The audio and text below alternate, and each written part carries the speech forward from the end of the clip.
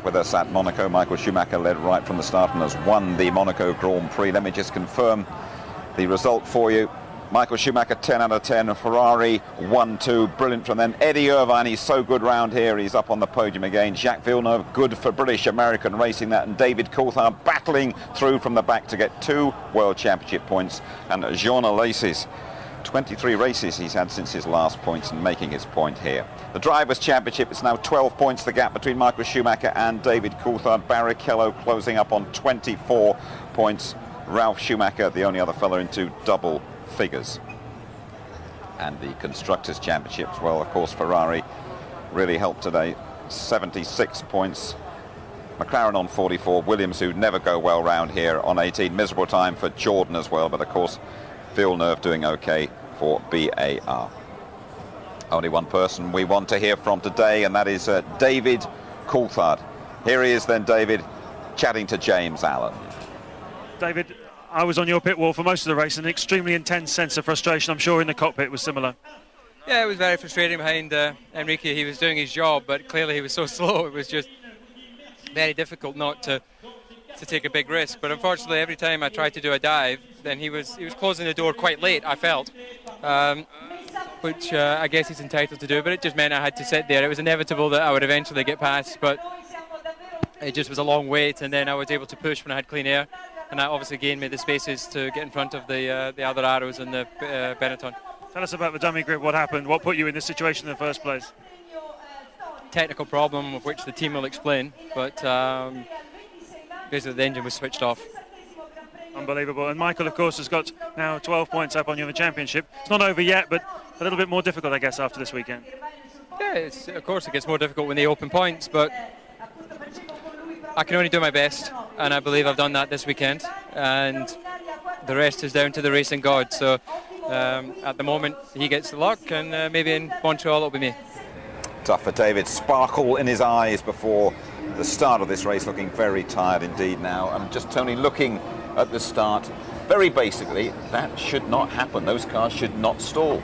There is an anti-stall mechanism on there, but we have to go back and see what happened in Spain. There's an incredible frustration. You imagine what he's shouting down the line now to the engineers. It stopped, bleep, bleep, bleep, and so it's going on. But you don't know at this point on the formation lap. What he likes to do is go off manual start and then set to the launch control when he comes for the start proper. Between those two procedures is when the engine, if it's idling too slowly or lowly or whatever, it shouldn't stall, but clearly something has happened. Sure. He said the bugs are out of the system, but they're not. Mark Blundell will get your views on that in just a moment. Delighted that Jaguar boss Bobby Rahal is down there waiting to chat to us. Bobby, congratulations, it's been a while coming, this one. Thank you. Well, it's been a long time, I guess. It's the first podium for Jaguar Racing, so I'm very proud of all the people in the team, and back home in Milton Keynes, and of course all the guys here on the team doing a super job. So very, very pleased, and we hope this is the start of more good things. Exactly how much does it mean for you to put Eddie Irvine on the podium here in Monaco? Well, I was very pleased with the pace of the car. Ran right with the Williams. The Michelin tires that were quite good for us, I think. It was very consistent. Eddie knows how to get around this place, that's for sure. But the big thing, I think, is the performance of the car was strong all weekend. And, boy, it really, you couldn't have asked for more. You need a bit more pace in that car, don't you? Because Monaco does camouflage one or two deficiencies, doesn't it? Well, we'll see in Canada, won't we? But certainly I anticipate there'll continue to be quite a few changes to the car in the ensuing weeks and months, and this is just going to whet our appetite for more. You're going to wet your throats tonight or take it all seriously? Oh, I'm sure there's going to be some becks being had freely here in the motorhome. Well done, Bobby. Thanks for joining us. Thank you. Okay, Mark, a brief word from you about David Coulthard, first of all. As a driver, when you're in that situation, how do you feel? I tell you, huge frustration, and just to sit behind Benaldi for that long, a lot of patience from DC. I tell you for sure, I would have tried to punt the guy off way long before that. Okay, we'll look at that in a moment. You've been waving the Juan Pablo Montoya flag all season. First time in a Formula One car around here, and a learning curve, eh? Well, yeah, learning curve. I mean, he obviously just a little bit too quick too soon during the race, lost it on the secondary part of the curb and hit the left rear. Just, a mess at the end of it. That's a rookie's mistake, shouldn't happen. When we chatted to Bernie Eccleston before the start, he said he thought this could be Mika Häkkinen's day here. He looked to be going pretty well, and then once again, a bit like David Coulthard, something happened to that McLaren, Tony. Yeah, there's a bit of a mystery, but what we've got to remember is very, very high temperatures here today, and because of running traction control, this is where Rubens goes into second place. This is the first of 3 pit stops that Mika Häkkinen had to make. You know, down that transmission tunnel, there's the heat, there's the vibration, there's all sorts of problems could have occurred, and because of traction control. And this circuit, you know, everything's pulling on the transmission, stickier tyres as well. Imagine what the components are being put through. They're actually being tortured. And I feel that something in the transmission trail has let go. Right, now, one or two people out there might never have heard of Enrique Bernoldi, but one or two might have been cursing him during the race, the way he held up David Coulthard. First of all, before we see that, was he in his rights? Of course he was in his rights. It's for position. I mean, he's in his rights because he's in front of DC. But at this point, Coulthard's trying to get by. Bernoldi keeps shutting the door on him. And, you know, everyone's going to know Bernoldi now. He got plenty of airtime, didn't he, with the orange arrows. But I think David did the right thing. He used his brain, and it paid off with 2 points at the end of the race. I mean, I could hear his fans out there almost going, push him off, push him out of the way. I mean, easier said than done. Easier said than done. You can't go and do that in an F1 car. It's so fragile. You're going to be in the wall, or you're going to lose a rear upright, something like that. But 2 points is better than none. But how frustrating for the guy. His World Championship, you can just see it going away from him. And even worse after what happened to him at the start there, Tony. He then has to move over and say, après vous, Michael Schumacher. It's embarrassing. It's denting his pride at this point, and that's why I totally agree with Mark, what he's saying there.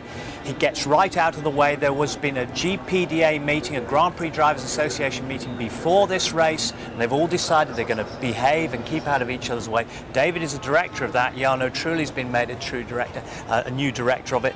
But it's embarrassing for him. But his patience has overridden everything, because he thought, no, race of attrition, I'll have to stick it out. It was 5 or 6 times he nearly lost his nose cone, didn't he, going down into Mirabeau. Was he a bit too polite at times, David Coulthard? I think his timing was just a little bit out, and where he was trying to tag onto the back of the car what was lapping Bernoldi to try and make the objective of his whole move. And I think Martin picked up on it during the commentary, but it took him a long time before he could actually pull that off. Good to see Eddie Irvine coming round here and getting up on the podium again. Yeah, I mean, great race for Eddie. He drove superb. Great result for Jaguar. Goes by Schumacher there, and I think Schumacher's got some issues there with the car. Not sure what really went on. It looks like he was either out of fuel or an engine problem, but I would say probably out with an engine problem. Once you put some fuel in this car, as you see on screen, he doesn't pull away again, so terminal. But what a result for Eddie Irvine. He's back on top again. He is indeed. Great to see Eddie Irvine back on the podium, and that of course means that Eddie Irvine is back in the press conference they hold here in Monte Carlo for the top 3. And let's have a word with them, shall we? He'll have a good night tonight. Well, Eddie Irvine, he enjoyed himself last night as well at the Grand Prix ball. We will be joining him there when you rejoin us.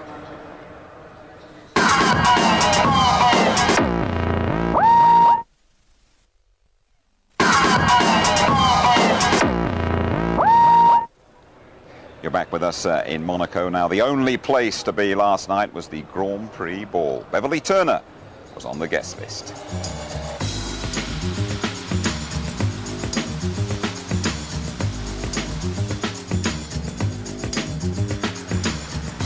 Hello and welcome to the Monte Carlo Sporting Club.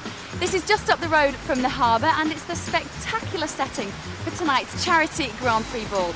It's the eve of the race and tickets are like gold dust. But great news, we've got access all areas. So let's take a look.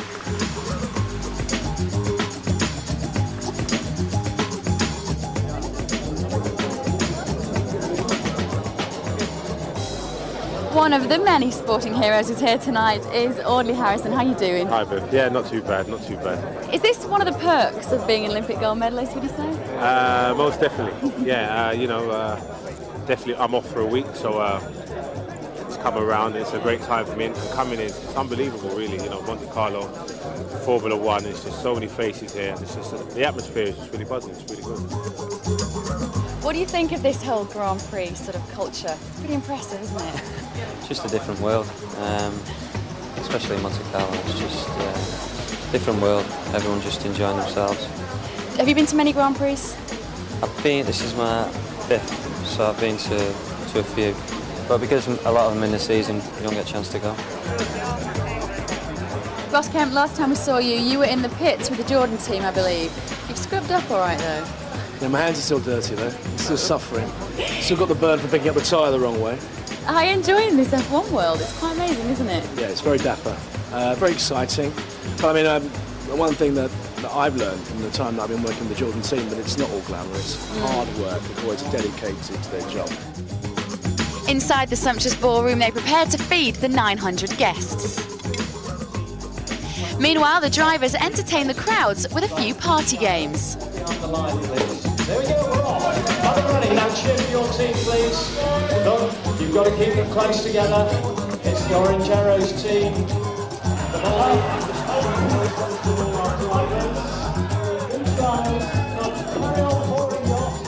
This is what Formula One should be, really. You know, there's lots of good-looking girls around. It's a great place. It's warm. There's boats. There's sea. Formula One should be about. It should be. It should be. being around. I think so. That's the reason 99% of us do it. Well, Eddie and the drivers resisted the temptation of another party and headed home for an early night, while the rest of us tucked into a fantastic 6-course meal, complete with a spectacular finale.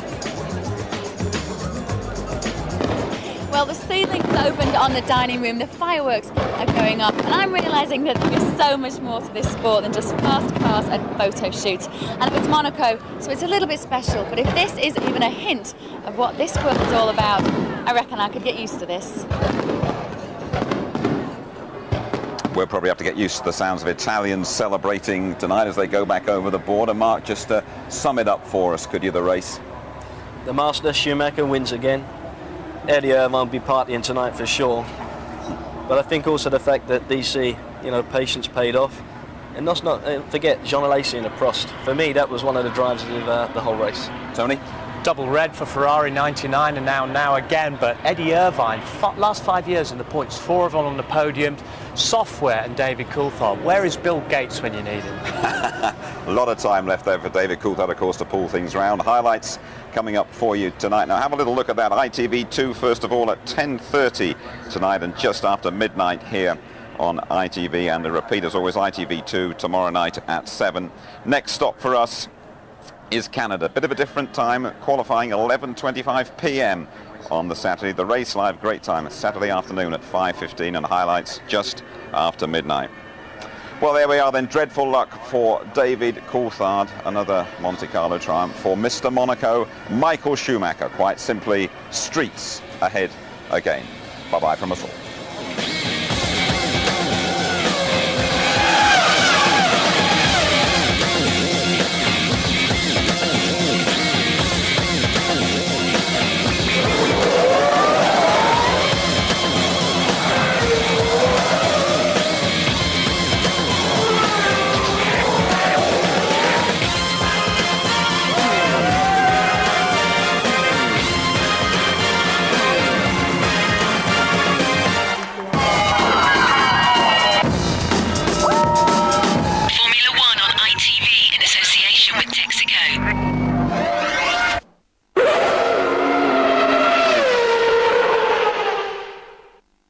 If you'd like to know more about Formula One, the website address sponsored by Foster's is www.itv-f1.com.